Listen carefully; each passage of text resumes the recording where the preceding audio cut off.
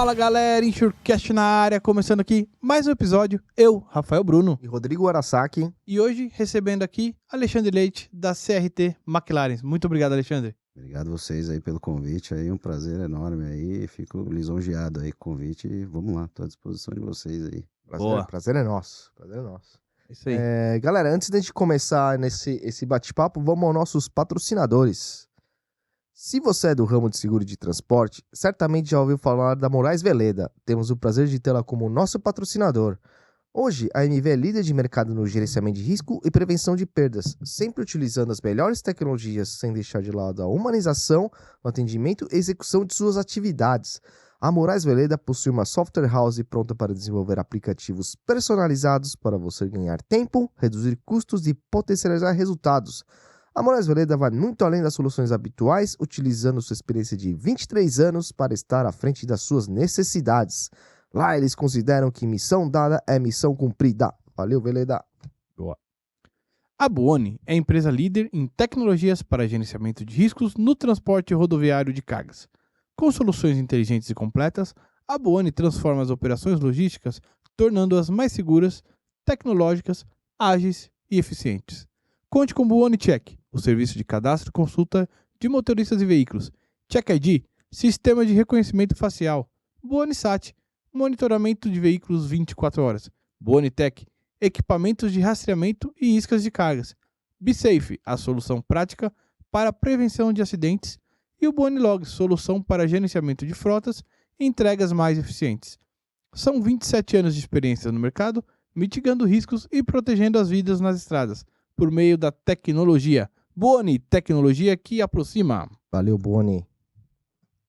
E aqui mais um livro, Seguro Patrimonial, Grandes Riscos, Princípios Básicos, de Hermes Brancaleão, editora Roncalate. Pessoal, está disponível lá no site da editora Roncalate. Entre lá, acesse, peça o seu exemplar. Fechou? É isso aí. E galera, antes de começar o nosso bate-papo, vamos aos nossos recadinhos iniciais. Se inscrevam no nosso canal no YouTube, no InsureCast, deixa aquele like maroto nesse vídeo e nos outros. Além desse aqui tem vários outros vídeos, é muito importante também, compartilhe com seus amiguinhos.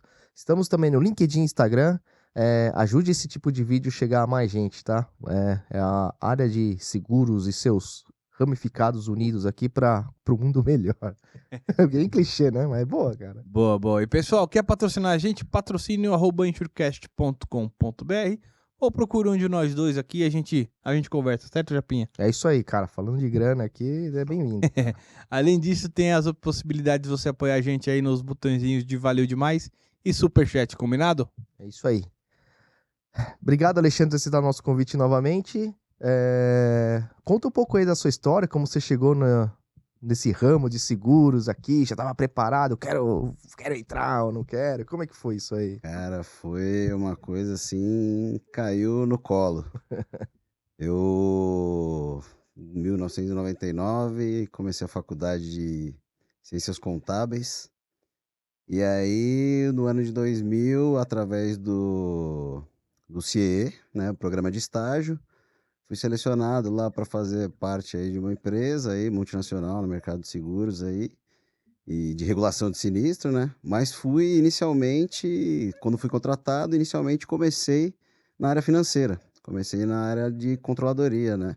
Da empresa, estava estudando ciências contábeis e 6 meses depois o pessoal falou, não, vem cá, você vai fazer regulação de sinistro, você leva jeito para isso, não sei o quê. E aí uma pessoa lá, um dos diretores lá me apadrinhou lá, me apresentou essa área. Eu nunca tinha lido, acho que nem a pólice de seguro do meu carro antes. E foi bem legal. E aí começou, cara. Eu fiquei nessa mesma empresa aí durante 19 anos, até 2019, né? Até junho de 2019. Eu entrei lá como estagiário, passei por todas as áreas aí de sinistro de propriedade. Então eu fiz a área de massificados, eu passei no médio mercado. Depois eu passei a atuar nos últimos, já desde 2000 e aproximadamente aí 2007, mais ou menos aí, na área de grandes riscos, né? Com sinistros mais vultosos aí. E assumi uma área de coordenação nessa área. Depois fui gestor durante um tempo de um grupo lá que chama Global Technical Service. E saí de lá como diretor da empresa, como diretor técnico da empresa. em 2019. É, montei uma reguladora quando eu saí de lá. Acabou não dando certo, veio a pandemia, parou todo o Putz, mercado, parou tudo, não Foda. conseguia contrato. Voltei para o mercado para uma outra empresa de regulação também, local aqui, brasileira. E agora estou iniciando aí na CRT McLaren aí, como vocês mencionaram aí, com cargo de regulador executivo e assumindo a direção da empresa lá, técnica e operacional. Então esse é meu background aí na área de regulação de sinistro aí. isso aí. É isso, Tem bastante conhecimento, né? é um pouquinho, E um como pouquinho. foi o primeiro caso que você pegou pra regular, assim? Você lembra ainda? É, Lembro, cara, lembro. O primeiro caso foi um sinistro de incêndio numa indústria de rolamentos, fabricava rolamentos ali em Santo Amaro. Aham. E eu fui lá com um dos coordenadores, era estagiário ainda, né? Fui com uma das pessoas lá que já tinha mais experiência, me levou lá. Pra mim era aquela novidade tudo, né? E aí o menino estagiário foi lá de terno e gravata atender um sinistro de incêndio, chegou lá e já começou tudo, né? A hora que pisou na fuligem de sapato, o terno voltou com o terno tudo sujo, mas foi, cara, foi um sinistro bem interessante, não era nada absurdo assim de grande, mas pegou fogo num torno, e aí acabou atingindo as adjacências ali ao redor da empresa, no prejuízo aí de média monta, em torno de 200, 300 mil reais. Uhum. E esse foi o primeiro trabalho, cara, o primeiro contato que eu tive com a regulação de sinistro propriamente dita aí. Boa.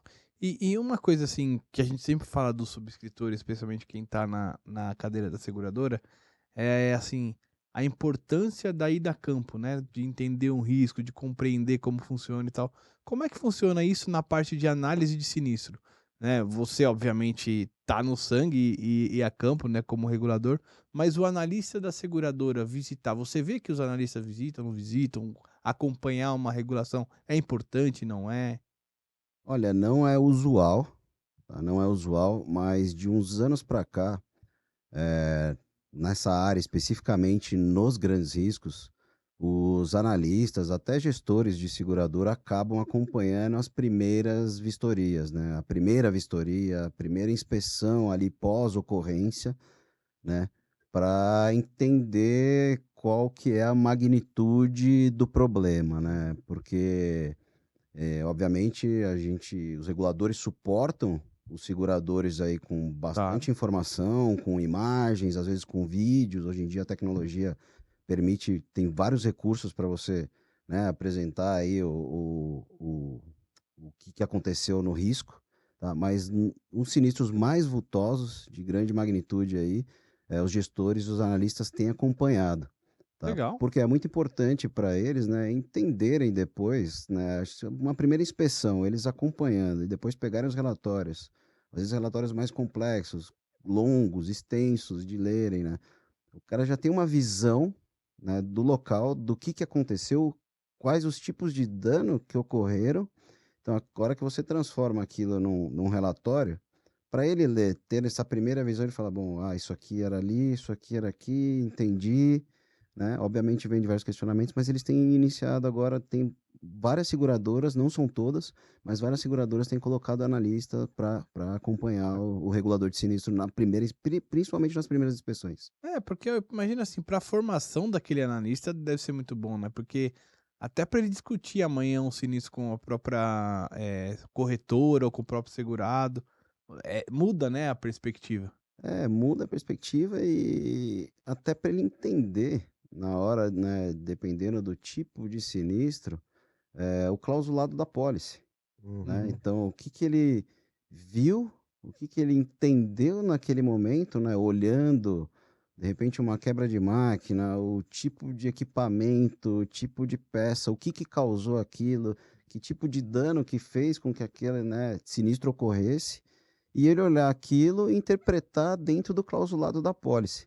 Então, ajuda bastante, com certeza facilita muito o trabalho deles, mas você tocou num ponto aí, Rafael, que é fundamental, no meu entendimento, na minha visão, assim, quem trabalha na lista de seguradora, se todos tivessem oportunidade de fazer, acompanhar, obviamente não é o dia a dia dele, mas acompanhar os reguladores em algumas inspeções, diversos tipos de ocorrência aí, ajudaria muito dentro da companhia seguradora o desenvolvimento deles e a capacitação técnica deles para isso, porque muda completamente a visão. Eu concordo. Eu acho que assim, pelo menos no mínimo os mais vultuosos, assim, eu acho que seria legal. No nosso ramo de transporte, pela dinâmica do negócio, eu não sei se faria sentido, mas num Olha, property, vou te numa falar quebra de que máquina. eu vou te falar que às vezes no transporte pedem alguns documentos que Não, não, eu não concordo. é? Que às vezes, exato, tipo assim, É de caramba, quem não se, conhece se, se o conhecesse negócio ali, realmente, né? sim, É. sim, mas eu acho que pelo dinamismo, de repente, isso, os casos mais grandes. Mas o Alexandre, pô, interessante, eu concordo também, na minha opinião, eu acho que isso enriquece bastante o nosso. Cara, não é simplesmente talvez a companhia. Não, cara, ir atrás, né? E pedir, querer acompanhar junto com o perito, alguma coisa que eu acho que é importante.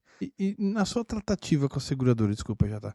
Quando você vê que a pessoa visita, na hora que você vai explicar um caso, na hora que você entrega um relatório, alguma coisa assim, você vê que até a formação, tipo, as perguntas mudam, o entendimento muda?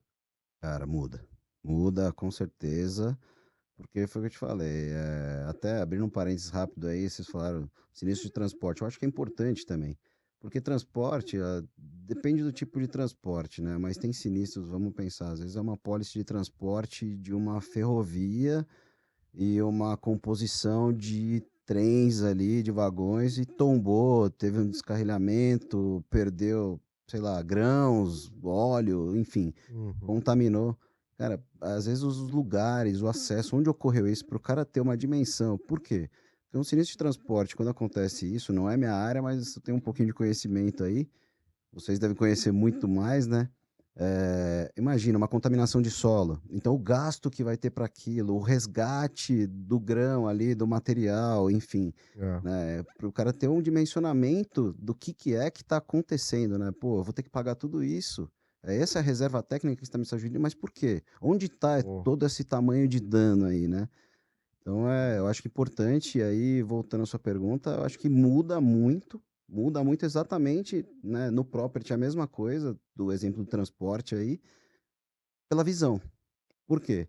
Muitas vezes eu volto de uma vistoria onde não teve o acompanhamento do analista, por exemplo, e vou falar para ele assim, olha, esse dano aqui, você vai ter que constituir para essa cobertura, envolveu duas coberturas, vai, para cobertura básica e para cobertura aqui de honorário de perito, na básica você tem que constituir 100 milhões de reais de reserva. Pô, né, quando bate um número desse, às vezes até menos, se a gente falar no sinistro de 5, 6 milhões dentro de uma companhia seguradora, né, é muito É dinheiro, muito dinheiro. é muita Muito grana, dinheiro. cara. É muita grana. E aí, quando você vai constituir isso como reserva técnica, a gente sabe, né?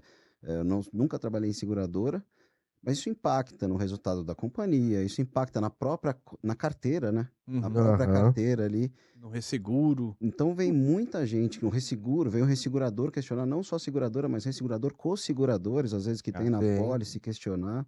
Então, assim, quando o analista está em campo acompanhando as primeiras vistorias, ele tem dimensão. Por quê? Porque ele não é só a vistoria. Às vezes ele está ali acompanhando a vistoria, ele viu o dano, né? Mas ele não tem noção do quanto, como quantificar aquilo.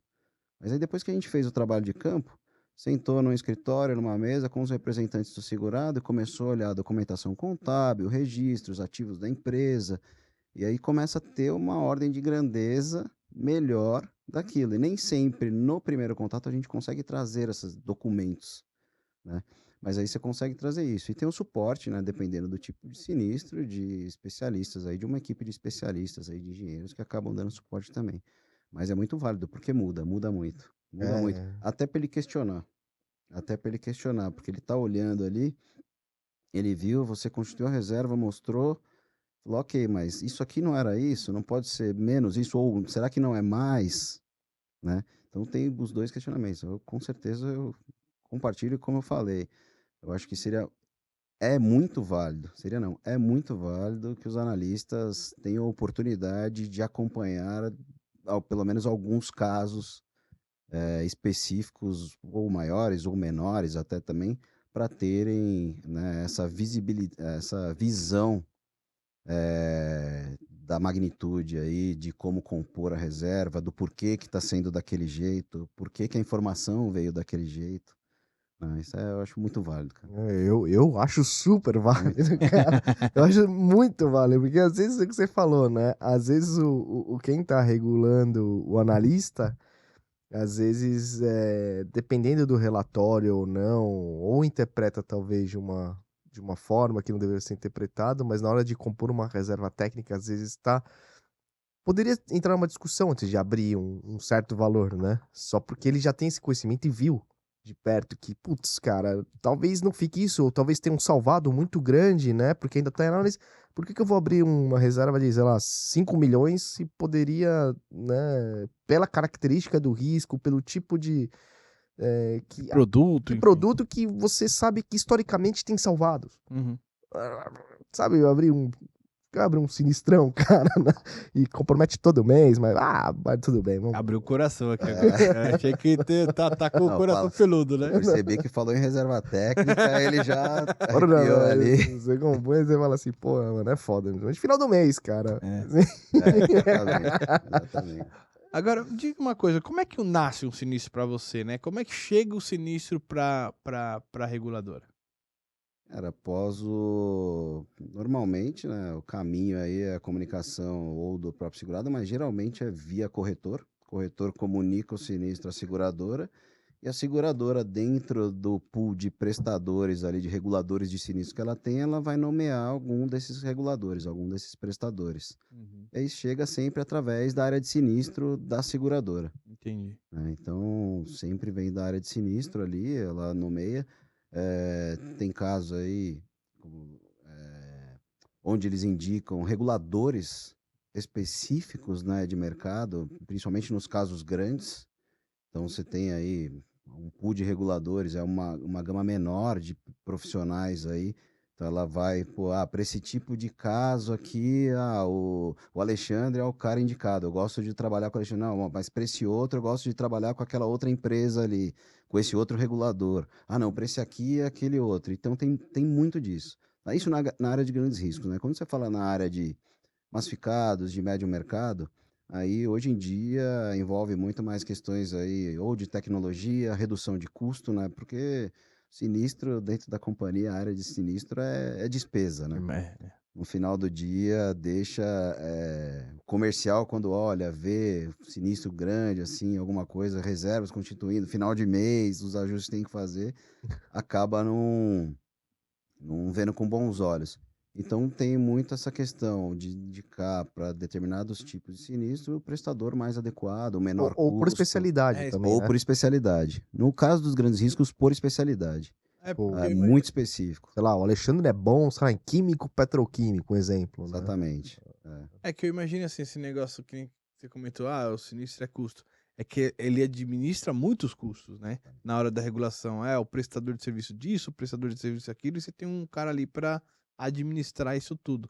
Então, imagino que deve ser muito importante essa especialidade para determinar, pô, esse serviço aqui é realmente necessário, é devido e etc, né? Há esse tipo de questionamento, inclusive muitas vezes, né, para determinados sinistros. Então, vamos pegar um exemplo de um incêndio. Em qualquer ramo, ou num supermercado, ou numa indústria química, um incêndio. A seguradora vai chamar um regulador. O regulador é a pessoa que vai se reportar à seguradora sobre o contrato de seguro, a relação contratual entre o segurado e a seguradora. E vai dizer para ela, falar, olha, dentro desse sinistro de incêndio, essas são esses danos estão cobertos, esses não estão, ou esse tipo de despesa não está coberta e essas estão. Porém, envolve outros profissionais. Às vezes tem, ou não, nem tanto por suspeita de fraude, mas a seguradora quer saber, até para gerenciar o risco e futuramente, numa renovação de apólice, o que causou esse incêndio, né? Então ela vai contratar um perito de incêndio, que temos alguns no mercado. Daí danificou toda a estrutura predial. O prédio sumiu, o prédio sobrou lá meia dúzia de pilar, um pouquinho de umas estruturas. Vai chamar um engenheiro civil, uma perícia civil, para fazer a avaliação técnica e valoração, né? E reportar pelo orçamento, porque a apólice vai prever que o segurado reponha o bem na mesma condição anterior ao sinistro. Aham. Então a gente pega esses especialistas aí, o engenheiro civil ou outro, para dar o suporte para a equipe de regulação e o regulador de sinistro é quem vai dar a diretriz para esses profissionais, o engenheiro civil, o engenheiro mecânico, seja para quem for, do que ele precisa de resposta, tá? Então, assim, olha, o prédio tem que. Eu vou orientar o engenheiro. Se o cara te apresentar o orçamento para reconstruir o prédio mais moderno, com coisas que não tinha antes, você tem que apurar o que tinha antes. A pólice vai responder por isso. A metodologia de depreciação, aí entrando um pouco enclausulado, né? Uhum. A metodologia de depreciação é Ross-Heideck. Então o cara vai ter que calcular o método de Ross-Heideck, porque é o que está definido no Que é isso? clausulado da pólice. É um dos critérios de depreciação. O IBAP, Instituto Brasileiro de Avaliações e Ah, Perícias, tem existe um diversos método para. métodos, existe uma formulação. Tá. Então, ROS você acaba utilizando para máquina, ROS-Heideck para prédio, tem o método de linha reta, tem alguns Helio-Kairos, tem alguns métodos aí de depreciação, e as apólices normalmente usam ROS e ROS-Heideck aí, para prédio, maquinismo, móveis e utensílios. É tipo assim, sei lá, pegou fogo lá numa indústria lá que fabrica, sei lá, calçados lá, tinha uma máquina lá. Mas esse valor não estaria nomeado, identificado na pólice, o valor dessa máquina e o sinistro vai ser pago baseado Mas não é nesse só a valor? máquina, né? A estrutura do prédio, o prédio, Não, mas um todo o exemplo. dano causado, né? Como que é essa questão da depreciação? Eu não entendi. Tipo assim, sei lá, o cara, sei lá, o prédio valia 1 milhão e por conta de É, maltrato, sei lá, como de que manutenção, diminui o valor? Não, não, não. Como que funciona, né, o sinistro de propriedades, apólices, né, Isso. empresariais aí, ou de riscos operacionais? E regra geral, tá? Pode ter alguma que tenha alguma particularidade ou não nessas questões de depreciação. Tá. Via de regra, as apólices prevêem lá que o segurado tem direito a receber 100% da indenização, ou seja, o valor de reposição do bem, no Tá. mesmo estado em que ele se encontrava antes do sinistro, Tá. né? Com as mesmas características, etc. eh, Desde que ele reponha um bem num determinado período dentro da pólice. Porque tem segurados, acontece, pegou fogo na minha indústria, o cara não quer mais reconstruir, ele, parei a indústria, não quero mais, Não quero mais essa não planta. quero mais essa planta, vou continuar em outra Hum, unidade, ou não vou mais reconstruir minha empresa. O que que a seguradora paga nesse caso? Que aí entra a questão da depreciação, o valor atual do bem.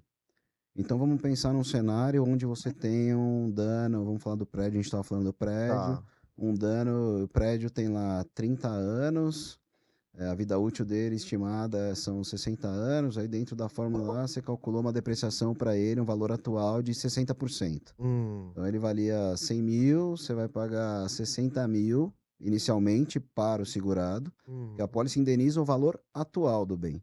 Ela vai indenizar o valor de novo, e essa a gente chama de diferença de valor de novo, né, que é a diferença do que você apurou, o valor de novo, para o bem depreciado, se o segurado iniciar a reconstrução do bem dentro do período determinado na pólice. hum. Então ele recebe 100%, desde que ele reconstrua.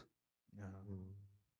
Se ele não reconstruir, ou se ele não, uma máquina, se ele não comprar a máquina, ou não reparar a máquina, ou não reparar o prédio, ele Uhum. recebe, fica limitada a indenização ao valor atual, ao valor depreciado. Entendi. Tá?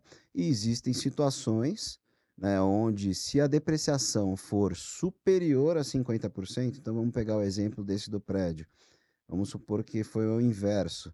Foi depreciado 60%, ele tem direito a receber 40% do valor, que é o valor atual. A maioria das apólices também prevê que, se ele iniciar a reconstrução, ele vai receber 2 vezes o valor atual. Então, ou seja, ele vai receber 80% do valor total. Entendi. Por quê? Porque a depreciação foi superior a 50%. Então, a apólice limita a 2 vezes o valor atual. Entendi. Por quê, né? Às vezes o cara tem lá um prédio que está em fim de vida útil. O cara tem lá um prédio de... Já peguei vários casos sinistros onde a instalação ou o equipamento, o cara tem lá um torno de 1932. Uhum. Você não acha o mesmo torno hoje. Para o cara colocar um torno lá de novo, esse torno deve valer 20 mil reais. Um torno novo hoje que faz as mesmas coisas, com uma capacidade, obviamente, tecnológica muito superior, Uhum. custa 200 mil. Então a seguradora ela está segurando 200 mil ou 20 mil. E aí entra no ponto, acho que o Rafael mencionou aí, que é a questão, acho que você falou, mas você não tem lá o valor em risco declarado, né? Para prédio, para máquina, para Isso. estoque. Tem apólices que você tem isso separadamente, né? Tem apólice que determina lá, prédio é tanto, maquinismo é tanto e estoque é tanto valor. Uhum. Mas tem apólice que traz lá um valor em risco único para todo risco. Então aí entra numa série de questões de apólice, tem cláusula de rateio, se apurar o valor em risco no momento do sinistro, por quê? Tem segurados que a gente vê aí, usualmente, o cara declara lá um valor em risco. Na hora do sinistro, quando o regulador tá lá no local, ele vai levantar o valor em risco ou ele olha, cara, o cara segurou aqui, o risco máximo dele junto à seguradora, 1 milhão. Mas aqui tem 10. Só de prédio tem 3. A seguradora falou, opa, peraí, o cara pagou prêmio sobre 1 milhão e tá querendo que eu, né, pague 1 milhão para ele, assim. Então você faz o levantamento de valor em risco, aí tem o clausulado de rateio, tem toda uma fórmula ali, toda uma estrutura dentro da apólice para você calcular se é devido ele receber tudo aquilo ou se ele vai participar, Uhum. né, como com Pô, parte da indenização aí, né? Agora, ô Alexandre, eu imagino que a velocidade do aviso é importante, da velocidade com que o aviso chega para você. Se a gente pegar esse sinistro de grandes proporções, tipo quebra de barragem, esses sinistros que ocorreram no metrô e etc. Você vai ao local imediatamente ou eventualmente você tem que esperar algum trabalho dos órgãos públicos para começar o seu trabalho de Pô, fato? isso é uma excelente pergunta, Rafael, porque esses sinistros maiores, esse exemplo do metrô aí, ou de barragem, normalmente há interdição de órgãos públicos, né? Então, a Defesa Civil foi lá, ou quando envolve vida, por exemplo, o Instituto de Criminalística foi lá e ninguém entra e ninguém sai, só eles até eles terminarem a perícia deles, né? O regulador, ele, quando tem esse tipo de ocorrência, ele só pode depois de liberado pelos órgãos oficiais aí, pelos órgãos públicos aí, seja Defesa Civil, Instituto de Criminalística, tem casos aí, Ministério do Trabalho, Ministério Público, tá? Então, eu trabalhei em alguns casos aí, sinistros de barragem, por exemplo, onde eu tive acesso, o segurado comunicou o sinistro imediatamente. Obviamente estava na mídia, tudo, mas o segurado comunicou no dia seguinte ou no mesmo dia. Nós fomos acionados, né? A reguladora foi acionada, a gente foi, fez contato com o corretor, com o segurado, para tentar agendar a vistoria, porém a vistoria ocorreu depois de 60 dias. Putz, Então não é, tem que aí esperar, você já, É, então. tem casos, viu? tem que E aí, esperar. posso ir? Posso Exato, ir? tô indo, ó. E não pode, por quê? Não permite. Por quê? Porque o governo tá lá. Aham. Ou a polícia, ou a defesa civil.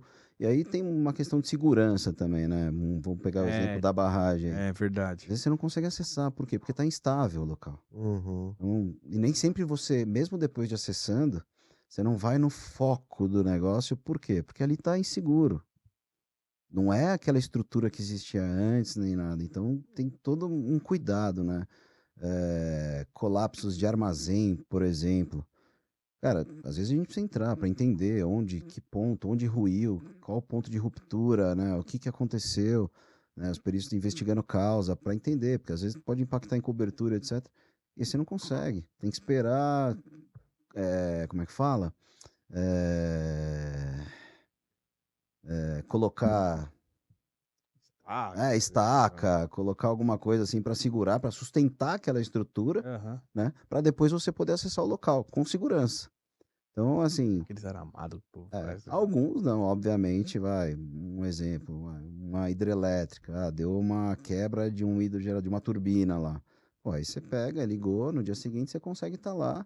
O máximo que pode acontecer num cenário desse aí, o que pode acontecer é você chegar, por ser uma máquina daquele porte, né, uma turbina de grande potência aí, um gerador de grande potência, ela não está aberta e você não terá acesso ao ponto que você precisa investigar. Então, às vezes, você organiza a agenda. Ah, qual que é o cronograma de atividade? Ah, vamos tirar a tampa para entrar no estator ou no rotor da turbina em 3 dias. Ah, então, você se programa para estar lá no local daqui 3 dias, né? Existe clientes que dificultam vocês a terem acesso a alguma coisa ou não? Isso não é de praxe? Ou sei lá, Ah, por questões, sei lá, cara, tô viajando aqui, tá? Que eu não entendo, né? Sei lá, de repente alguma coisa que é de top secret, assim, que ninguém poderia ver, uma nova tecnologia, não, tem. Isso tem bastante. pra não cair em mãos de concorrência, sei Tem, lá. cara, mas normalmente quando você tem que investigar e precisa acessar algumas informações, cria-se aí um acordo de fazer um termo Termos de de. confidencialidade, né? Entre as partes, aí, entre seguradora, Uhum. até para fornecimento de documentos, né? Porque às vezes você está numa indústria grande aí, multinacional, o cara vai te fornecer registros oficiais contábeis da empresa, por exemplo. Uhum. Ou contratos que envolvem fornecedores que também são grandes empresas que têm suas particularidades. Então, cria-se termos de confidencialidade aí para poder ter acesso a esse tipo de informação. Mas tem indústria, eu vou dar um exemplo aqui, tem uma indústria de refrigerante Uhum. e você não acessa. Não Entendi. acessa. Que não pode ter acesso à fórmula secreta Não do acessa. negócio. Não acessa. Não Ah, consegue. Você vai até a parte 1 ali. Quando entendi. você entra para dentro do setor produtivo, para ali, não vai. Não acessa. Indústria bélica, algumas também. Ah, entendi. Tem bastante, sim. E Alexandre, aí nesse período, né, que você falou, ó, tive que ficar esperando 60 dias. O que você faz durante esses 60 dias? Qual que é o processo de regulação? Estou trabalhando em outras ocorrências. Ah, Mas você já entendi. pode ir dando uma olhada, tipo, na Não, eu policy, posso. por exemplo. Não, aí Pra a gente estudar. faz o estudo prévio de apólice. Faz o estudo prévio de apólice. Muitas vezes até a apólice a gente, antes de contatar o próprio segurado, né? Já Já dá tá. uma lida prévia na apólice, mas aí estuda a apólice, vai aproveitando as informações que estão na A mídia mídia, é isso que eu ia aí, né? perguntar, se Pega, você pode usar isso aí.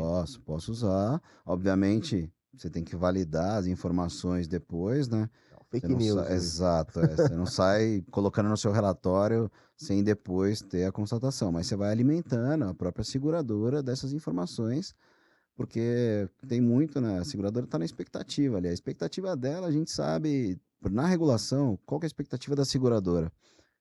De receber, ok, já vi que teve dano. Teve dano, ok. Sabe a causa? Não. Vai impactar em cobertura? Sim ou não? E quanto? Uhum. Quanto que eu tenho que constituir de reserva técnica? Perfeito. Entendeu? Então, o papel do regulador é ir lá, identificar a causa, né, trazer isso à luz do contrato, do clausulado da pólice, com as análises prévias e posteriormente também, para ver se está amparado ou não. E aí, apurar os prejuízos, né, da melhor forma possível aí, dentro da boa prática aí, dos critérios técnicos exigidos pela boa prática de regulação e os critérios da pólice, e levar para a seguradora, tá aqui, ó. Foi isso que aconteceu, esse é o montante que você tem que pagar e de regra é isso. Parte documentacional nesse período também já dá para antecipando, sei lá, não sei se pede, tá? Vou viajar aqui. Status da última manutenção e quais foram as últimas manutenções realizadas, enfim, sei lá. Não dá, você Inspeção. pode já preparar uma relação de documentos, Aham. né? Isso, mesmo que vá demorar, você já passa, solta para ele ir providenciando até, dependendo do tipo de ocorrência, a gente pede alguns documentos prévios. Então, por exemplo, vou fazer uma vistoria numa indústria que perdeu parte do estoque. Aham. Me prepara para eu não ter que chegar lá. Às vezes, quando tem o que inventariar, né? Fisicamente ainda tá lá para você ver. Para eu não chegar lá e ficar identificando só código na mão ou tirando foto, eu falo, cara, me fornece a sua posição de estoque do momento do sinistro e aí a gente Você faz o inventário, então, na hora do sinistro? faz inventário. Achava que eles que tinham que fazer e te entregar, ó. Tinha tanto e ficou tô com tanto agora. Não, obviamente o segurado faz. Aham. Mas aí tem Aí algumas você vai lá e situações, né? confere, Você né? vai lá e confere, exatamente. Você vai lá e faz uma amostragem. Às vezes a amostragem, se a amostragem, vou fazer uma amostragem de 30%. Uhum. Pô, os 30% bateu certinho? Legal. Ah, não tá batendo, vamos aumentar a amostragem. E assim vai, né? Entendi. Isso quando tem, no caso de estoque, remanescente físico para você contar. Claro. Quando não tem, ó, um incêndio, consumiu meu estoque. Aí é uma análise contábil, aí é registro contábil que o cara tiver. A gente faz uma dos últimos 3, 6 meses, depende do tamanho do estoque. Faz movimentação, entrada, saída, impostos, vê o que tem, o que não tem, até chegar na posição para ver se bateu com o que ele está informando de perda ali, né? Olê, como que vocês, bom, especialistas, já trabalham muito com grandes riscos, trabalham com grandes riscos, ou seja, são sinistros de grandes proporções também, né? Como que funciona a questão entre a regulação e, sei lá, cara, não sei o nome, tá? O governo, por exemplo, que está atuando ali para entender. Vocês utilizam documentos baseados, sei lá, dos bombeiros ou do ministério para também fazer toda Tem uma ajuda mútua uma ali? ajuda Alguma coisa mútua? assim? Eles pedem ajuda para a regulação porque tem muitos peritos bons também. Como que funciona essa troca? Ou se há essa troca, né? Cara, hoje em dia há. Hoje em dia, acho que de uns 3, 4 anos para cá, há essa troca, porque hoje melhorou muito, tá? Principalmente na parte de incêndio aí, Hum, ou às vezes quando tem pessoas soterradas, colapsou um silo, uhum, uma estrutura de predial, os peritos que estão no mercado, eles tentam se aproximar, né, dos bombeiros, da polícia técnica, para ajudá-los, né? Uma troca de informações, né? hum, Uma troca de conhecimentos também, né?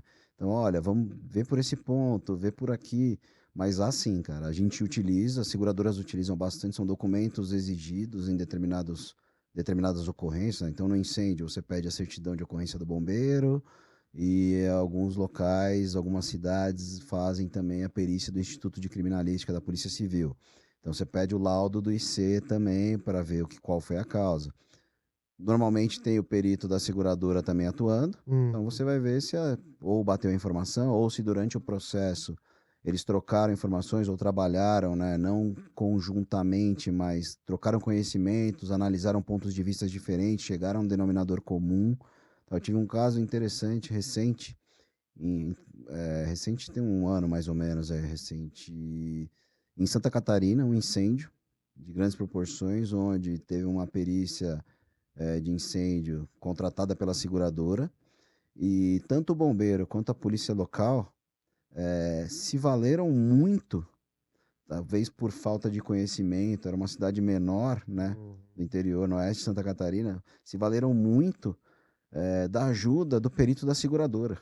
Caramba. Pra identificar causas, essas coisas? Exatamente. Até Poxa. para conhecer, acompanhando ele, trocando ideias. Até o pessoal depois tirou foto, bombeiro, postou, né, nas Legal. páginas aí, LinkedIn, mostrando. Foi um trabalho bem legal, cara. Mas hoje tem bastante, porque é difícil, né, num caso de incêndio, alguma coisa, você detectar qualquer problema que não vá dar amparo ao segurado. Mas a seguradora gosta muito quando tem o laudo de um órgão oficial do governo aí, porque se de repente numa demanda judicial, até por questões, às vezes não é nem de fraude nem nada, mas por questões de apuração de prejuízo, não houve concordância com o que a seguradora apurou, É, mediante o que o segurado está reclamando, numa demanda judicial vale muito mais, né? O órgão, o laudo do órgão oficial ali do governo tem muito mais peso do que uhum. talvez o perito da seguradora. Então é importante, sim. E há bastante essa troca. Hoje em dia tem bastante, cara. Que bom. Quanto tempo demora uma regulação de sinistro, assim? Pega um caso de barragem ou de incêndio, assim? Cara, olha, depende muito do segurado, Uhum. né? Então pensa, por que depende do segurado? Porque a velocidade da regulação depende da velocidade que o segurado vai fornecer a documentação necessária para o regulador apurar as perdas. Tem segurado, Vamos alguns exemplos, né? Empresas de grande porte, assim, multinacionais que têm capacidade financeira. Cara, o cara não vive do sinistro e nem está dependendo do dinheiro, às vezes, muitas vezes, da seguradora para continuar o negócio dele. Então tem, não é uma regra geral, mas tem segurados que o cara fala, ah, beleza, você veio aqui, você vistoriou, ok. O que você precisa? Ah, tais documentos. O cara vai apresentar o primeiro documento 6 meses depois. E aí fica a regulação 2, até 3 anos às vezes. Caramba. Até 3 anos. Imagina já para no transporte isso aí. Fica aberto a Nossa reserva? Senhora. E fica aberta a reserva. 3 anos? 3 Valor? anos. 3 anos. Coincidentemente, ontem eu tive uma reunião com colegas. se bem Não, que mas encerra. Eles diminuem, não é possível. Tem que diminuir. Cara, dependendo do Não, sinistro, porque só tem se tiver prescrição algum também, fato não tem? novo.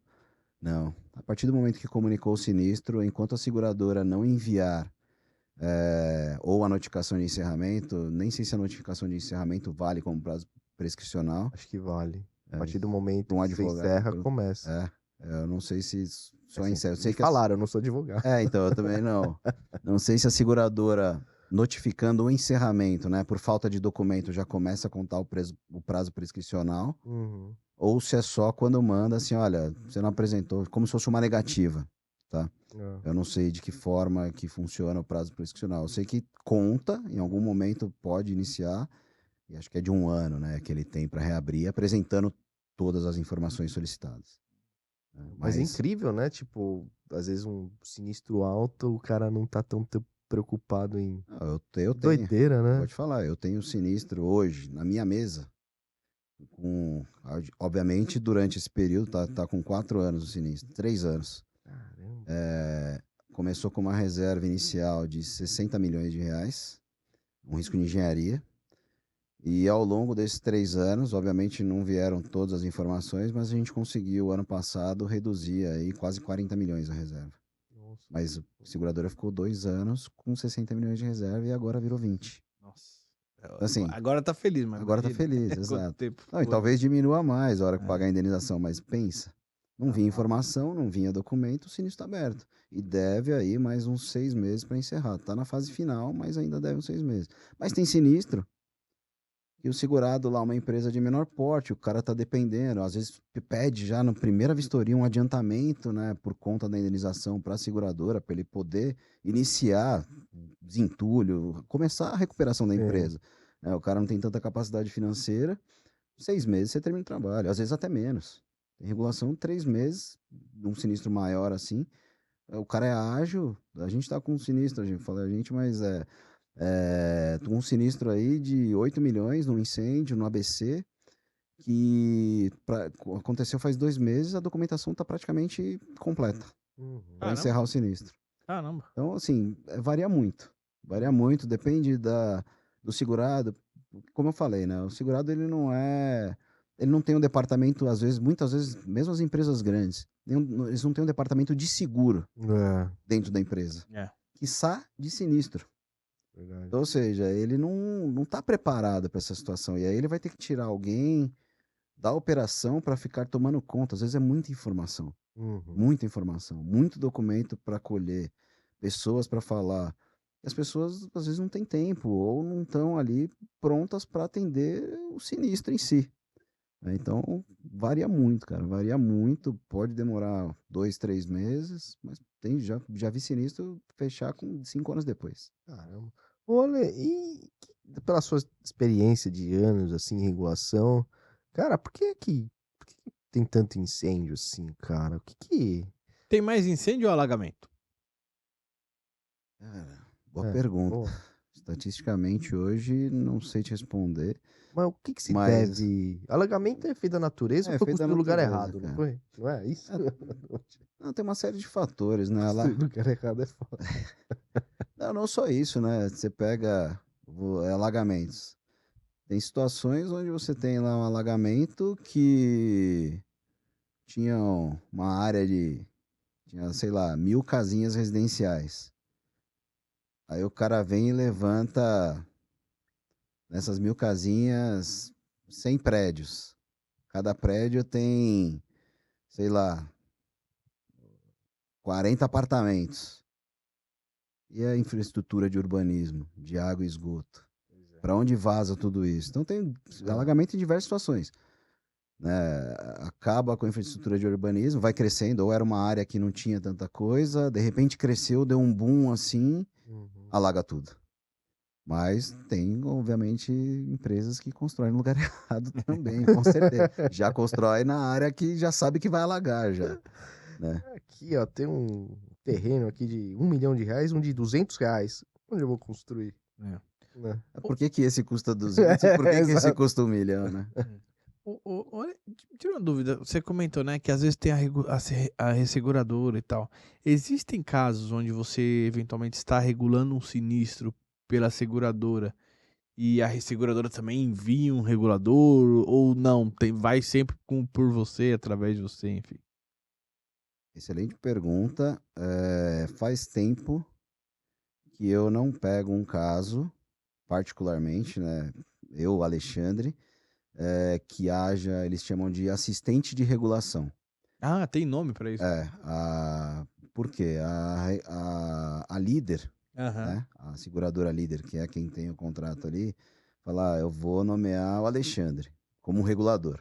Tá bom. Aí vem um ressegurador e fala assim, pô, mas eu não sei quem é o Alexandre, ou eu não gosto muito do trabalho do Alexandre, ele fala, eu vou nomear aqui como assistente, aí o próprio ressegurador acaba assumindo a despesa de regulação e ele nomeia um regulador assistente, que vai acompanhar o meu trabalho. Tá? Mas tem sim. Faz tempo que eu não pego, mas já peguei E rola alguns. umas treta? Cara, Não, não. como fala, colaborativo. É ajuda o colaborativo, outro. cara. Aham. É colaborativo, é bem legal, assim. Obviamente, aparece às vezes umas figuras aí que, né, o cara talvez quer mostrar serviço ou quer aparecer, mas na maioria das vezes, os casos que eu participei, pô, eu só trabalhei com, eu tenho excelentes amigos que, apesar de concorrentes, são Aham. amigos mesmo. Já trabalhei junto, nunca tivemos problema. Bacana. Cara, é mútuo. Você acaba aprendendo, porque sinistro nenhum é igual ao outro, né? Perfeito. Todo dia você tá aprendendo, todo dia você tá estudando, todo dia tem coisa nova pra ver, então não tem, se falar, não, aquele sinistro é igual aquele, já sei como faz. Não, não tem. Não tem, as empresas são diferentes, o tipo de gestão dentro de governança corporativa, às vezes dentro das empresas é diferente, né? O regulador, ele é um grande gestor de processo, né? Então ele vai fazer a gestão. Seguradora, por que que ela contrata o regulador? Ela não quer problema. Ela quer que o cara vá lá e entregue o negócio. Ela não quer que a corretora reclame. Ela não quer que o cliente dela, final, segurado, reclame. Ela quer que o cara fique satisfeito ao final. Aham. Que eu fui lá, por quê? Né? Imagina, pô, eu tive um tempo atrás, eu tive um curto-circuito na minha casa, pegou fogo na fiação lá. Ah, dando sinistro então, né? Dando Tô sinistro, brincando, você tô viu? brincando. Não, pois é. Sério mesmo? Mas já mandei regulado pra seguradora também, né? Eu acionei e já mandei pronto. Eu falei, ó, tá aqui, ó, só pagar, hein? Tá aqui o prejuízo e minha nota. Não, mas um exemplo assim, né? Pô, eu tô lá com um problema. Eu Aham. tenho um sinistro, tem um problema. Quando eu chego lá, muitas vezes, né? Quando o regulador chega ao local, o cara tá querendo voltar a produzir na indústria. O É. cara tá querendo pôr a empresa dele Ah, para andar. entendi, Porque é. você tem uma questão do impacto financeiro. Tem após a questão da cobertura de lucros cessantes, por É. exemplo. Perfeito. Entendeu? Então o cara tá querendo voltar a produzir, ele vai te dar aquela atenção ali naquele primeiro momento. Se você não for rápido e ágil para coletar o máximo de detalhes, depois talvez você se perca. Por quê? Porque o cara quer voltar a produzir, Aham. né? Então o papel do regulador é o quê? Dar uma acalmada no cara. Tem a desconfiança, né? O segurado muitas vezes acha que o regulador tá indo lá Procurar pelo para minhoco. prejudicá-lo ou para ser a favor só da seguradora. Não, o regulador ele é isento. Ele não tá lá, ele tá contratado pela seguradora, né? Mas o papel dele não é levar, o papel dele é ajustar a perda corretamente de acordo com o clausulado da pólice. E a gente, muitas vezes, o regulador ele tem que ir lá e mostrar para o segurado, quando tem algum problema de apólice, por que que existe esse problema e tentar fazer com que ele entenda por que que existe aquilo. Por que que ele contratou daquela forma? Que às vezes o segurado não entende, ele acha que você está querendo prejudicá-lo.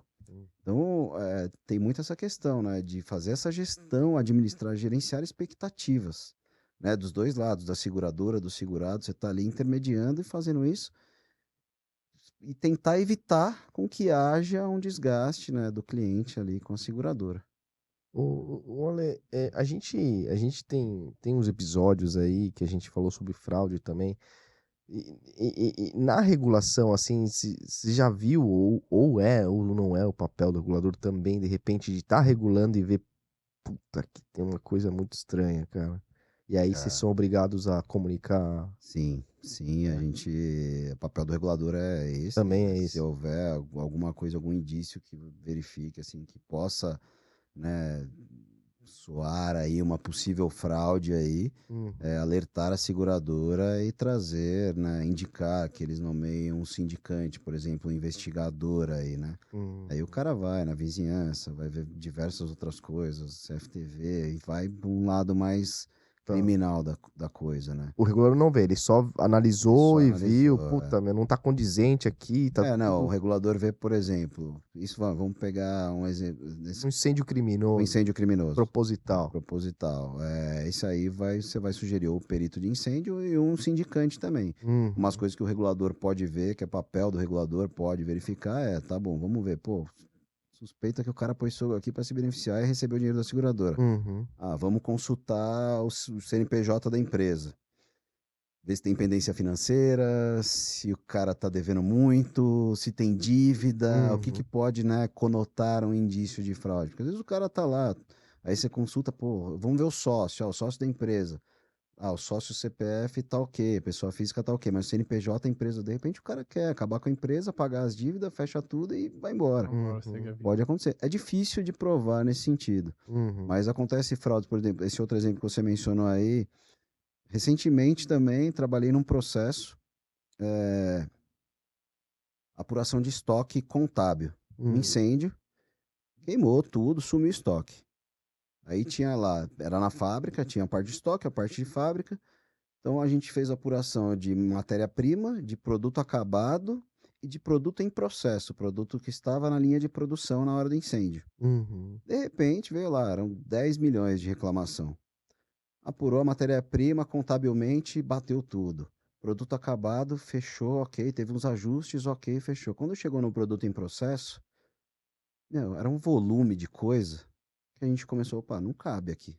As máquinas não têm nem capacidade para isso. Aí tinha pessoal de perícia, a gente juntou com o pessoal da perícia, fez uma análise, aí fez a análise volumétrica, inclusive, uhum, para ver por cubagem se cabia tudo aquilo também, não só nas máquinas, mas no espaço físico que era a linha de produção. E viu que não comportava, nem a linha de produção e nem o espaço físico. Resumindo a história, documento contábil. Como você lança isso? Aí reunião com o segurado. Eu faço dessa forma. Como você faz isso? No final das contas, tá bom, você lança, você tem. E o cara insistindo que era 4 milhões e 800 mais ou menos essa perda de produto em processo. O cara uhum. insistindo que tinha essa quantidade, que tinha essa perda, que tinha. Tá bom, então me apresenta seus SPEDs fiscais aí que você lançou na receita de baixa e da linha de produção.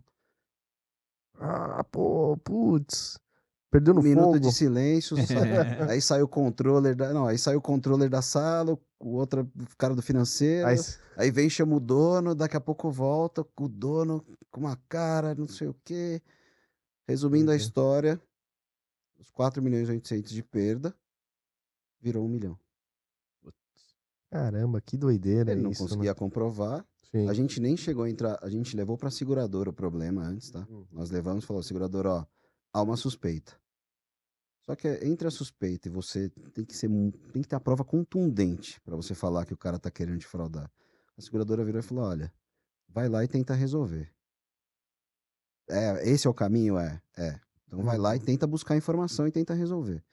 Nós fomos lá, fizemos essa reunião e o cara, numa reunião de 2 horas, abriu mão de 3 milhões e 800.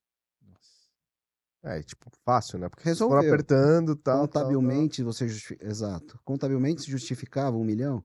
Justificava. Eu aceito. Fechou de acordo, assinou e acabou. Mas com certeza o cara estava tentando levar uma vantagem da seguradora. É. E casos que, cara, que doideira isso.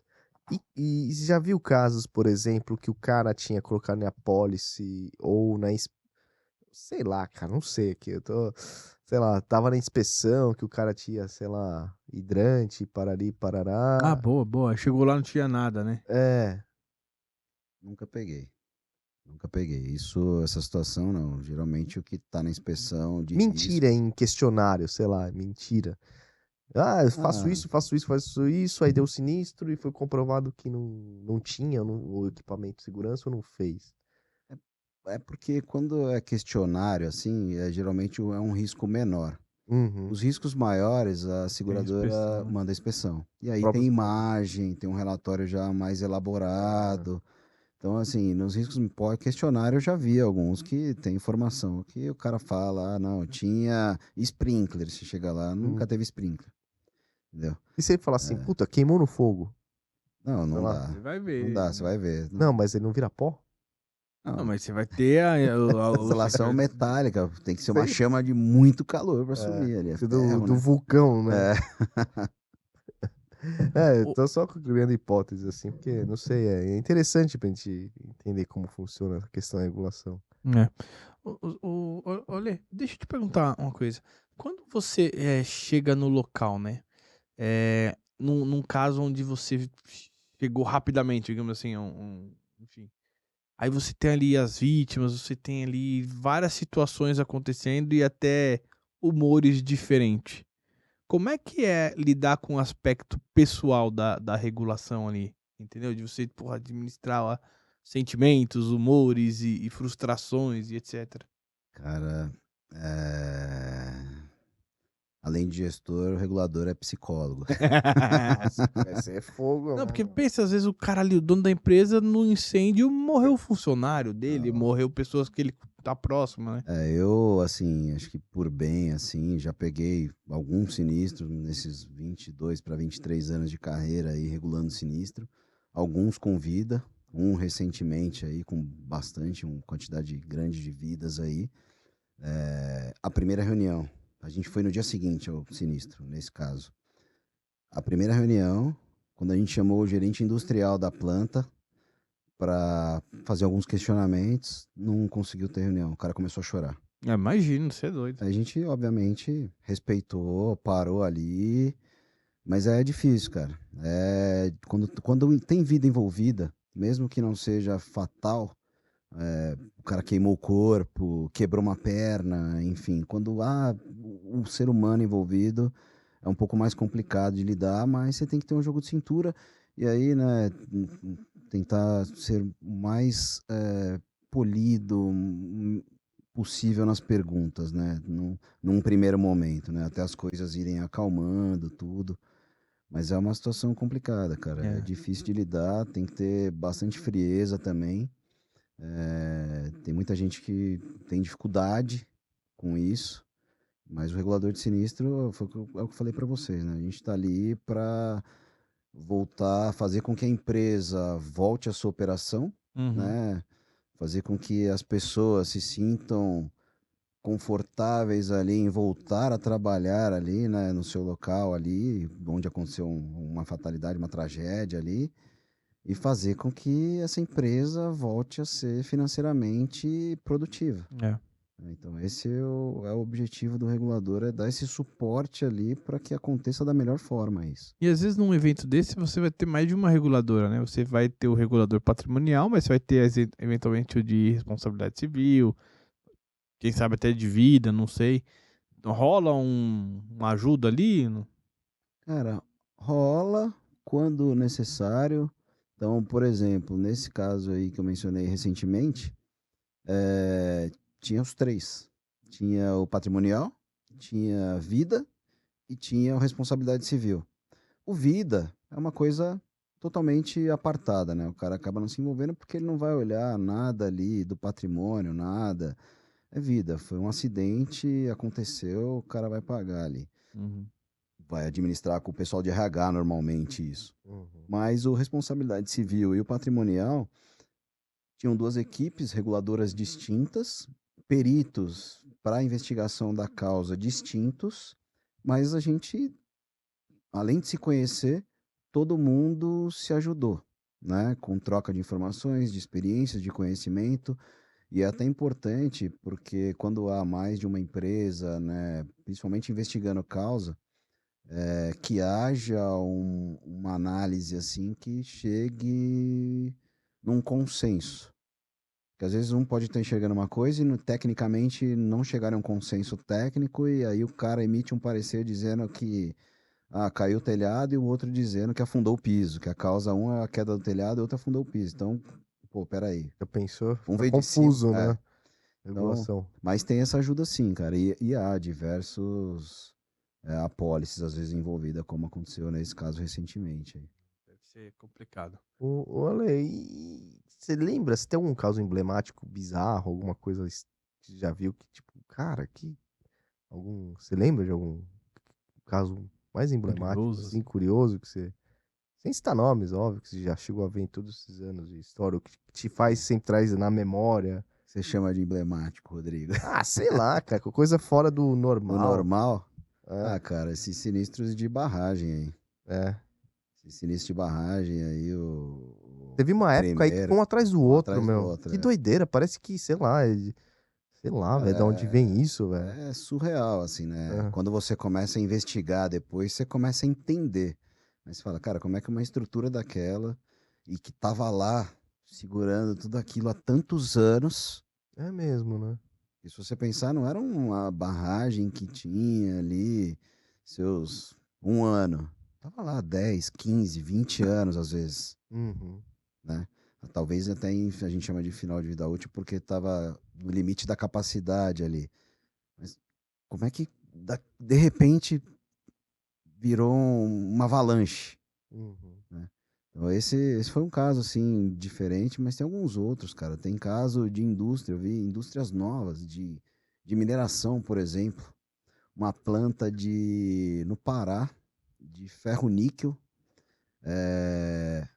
Cara, ligou 2 alto-fornos. Quando apertou a primeira corrida de ferro-níquel que os caras fizeram, o forno desabou. Caramba, Um velho. dos fornos desabou. Um erro de projeto, assim, gigante, gigante. Sinistro de milhões e milhões de dólares. Uma coisa absurda.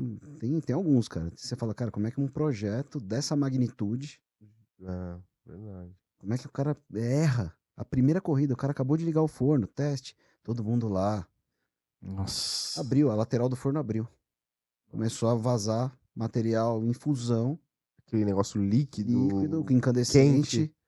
Caraca, Começou a vazar ali. Primeira corrida, cara. caramba. A gente tá falando de coisa assim, ó. Às vezes erro de projeto, Não, né, você cara? fala, cara, e é muito doido, porque assim, não é uma coisinha. O que aconteceu nesse caso? Envolveu a perda financeira, a perda material, os 2 fornos, no final da história. Os 2 fornos viraram um, os caras, porque o outro também estava errado, os dois estavam errados. Aí fizeram um só, um sinistro de 400 milhões de dólares. Nossa senhora, cara. Isso aí é louco, cara. Assim, tem coisas, não é nem pelo valor. Cara, um projeto desse tamanho, a empresa, quando você olha a empresa, você fala, cara, essa empresa não é possível. É possível.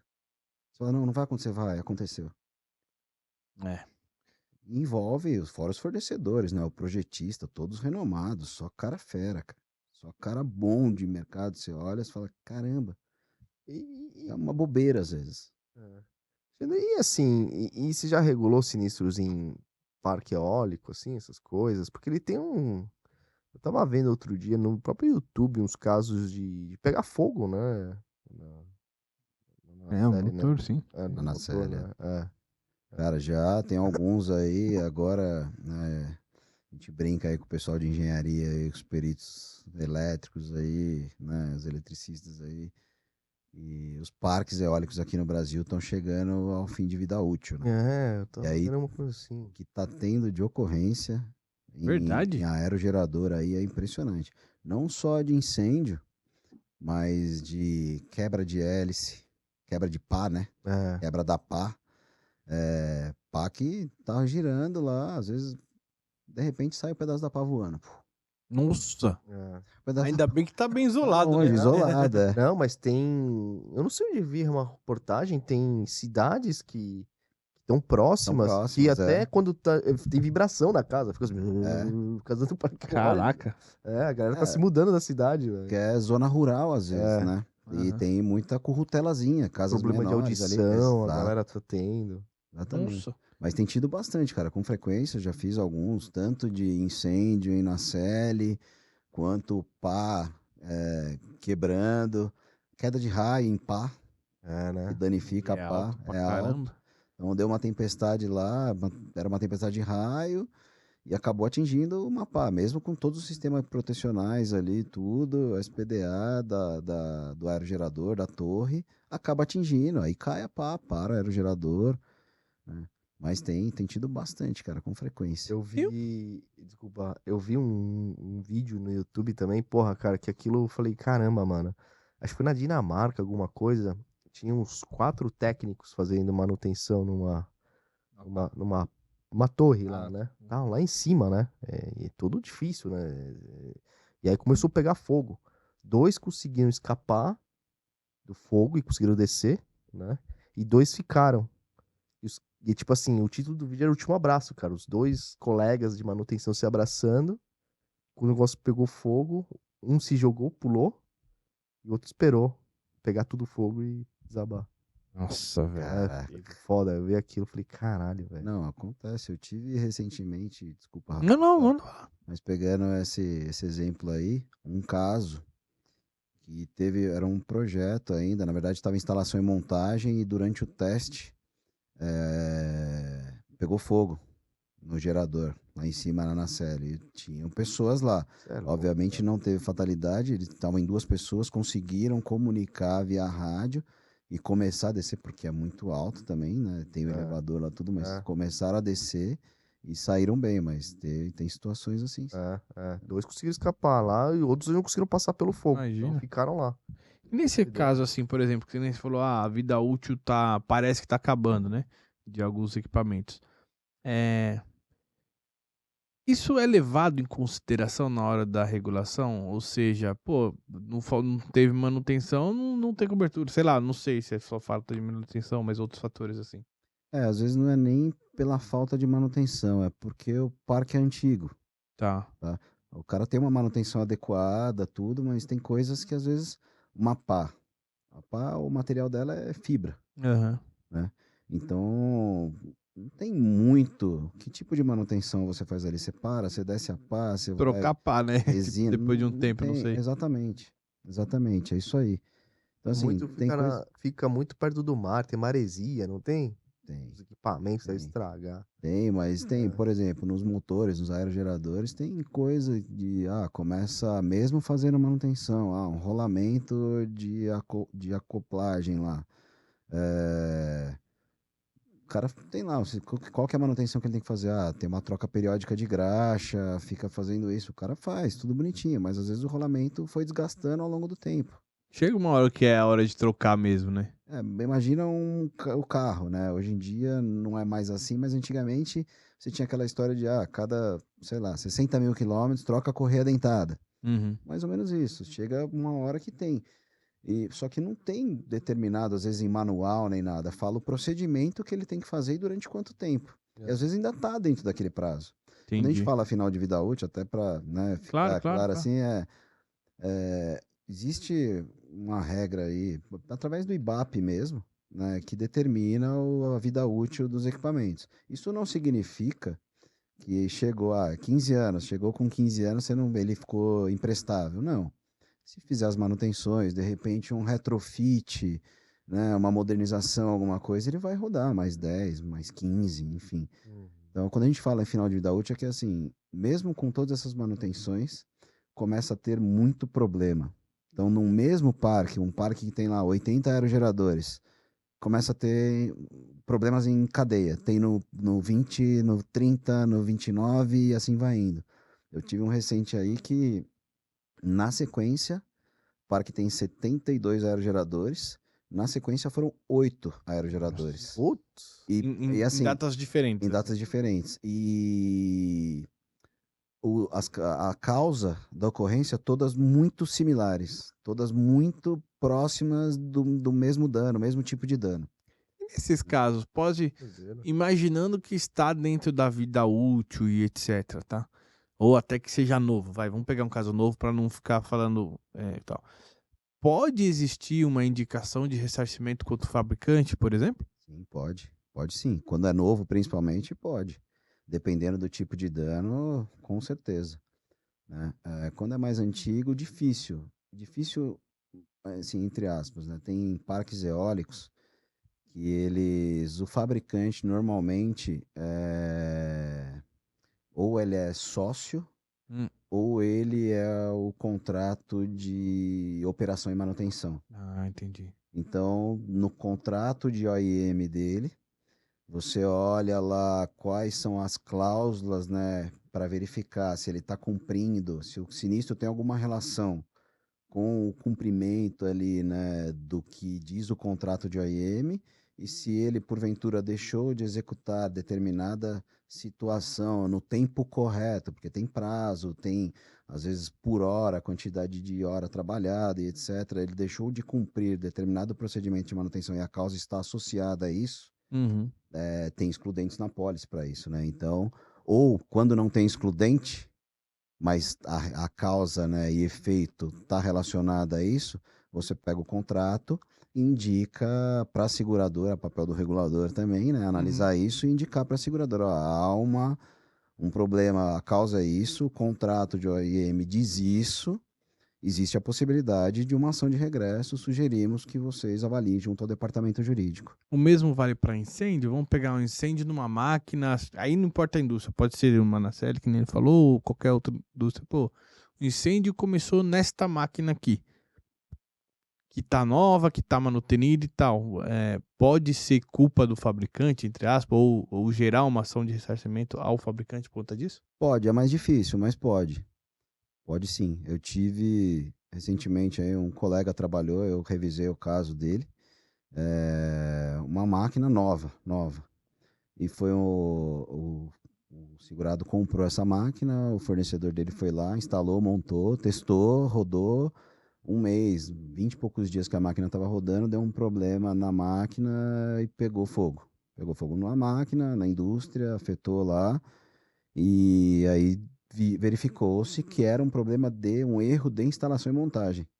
E aí foi para cima do fabricante para ação de regresso. Entendi. Na verdade, acho que nesse caso, eu não sei qual foi o desfecho, mas pelo que eu me lembro, o próprio fabricante meio que assumiu já.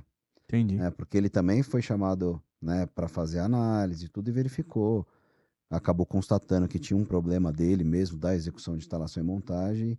Eu não sei se ele assumiu, mas a gente indicou o problema, o motivo da causa, né? Qual foi a causa, e orientou a seguradora a buscar a ação de regresso, porque o equipamento estava em garantia, entendeu? Então tinha uma série de aspectos aí, mas acontece. Não é usual, Rafa, não é usual porque às vezes os equipamentos já estão fora de garantia, a não ser que tenha algum aspecto que a manutenção, né, não é feita pelo segurado ou pela equipe de manutenção do segurado, é uma manutenção terceirizada e pode ter algum indício, algum problema de que a causa foi relacionada a problemas de manutenção.